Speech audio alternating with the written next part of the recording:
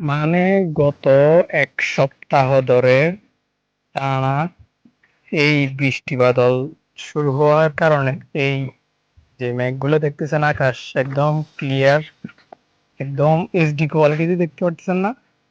এইটা দেখাটা একটা ড্রিম ছিল গত ১ সপ্তাহ ধরে।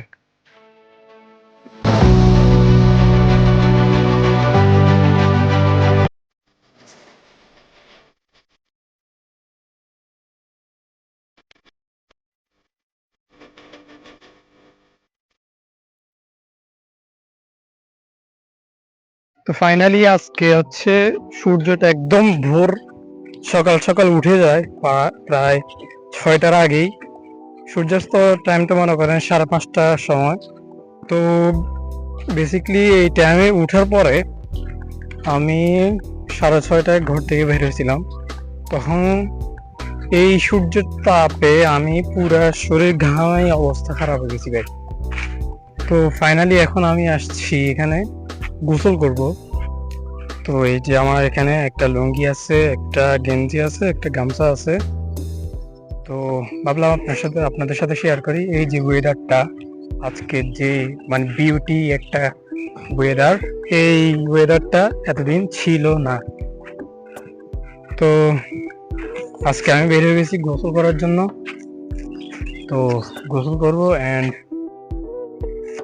শান্তি হওয়ার জন্য একটা পরিষ্কার পানিতে গোসল করার চেষ্টা করবো। তো চলেন, ভিডিওটি লাইক করে দিবেন, সাবস্ক্রাইব করেন চ্যানেলটা, এরকম আরও নতুন নতুন ভিডিও পাবেন গ্রামীণ।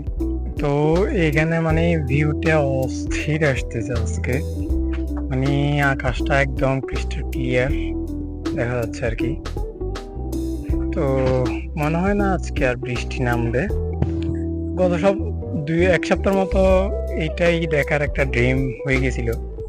একটু রোদ নাই, কন্টিনিউয়াসলি বৃষ্টি পড়তেছিল। তো মোটামুটি অনেক পানি উঠছে, বাট এখন বৃষ্টি অফ থাকে, হয়তো কমবে। এদিক দিয়ে চট্টগ্রামে বন্যা হইতেছিল।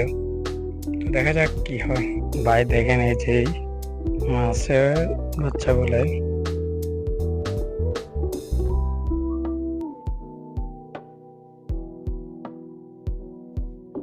তো পানিও পুরোপুরি পরিষ্কার এখানে।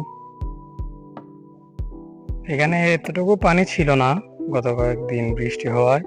এই যে কয়েকটা সিঁড়ি এখানে ডুবে গেছে প্রায়। এখানে এরকম একটা ফিলারও ডুবে গেছে এখানে।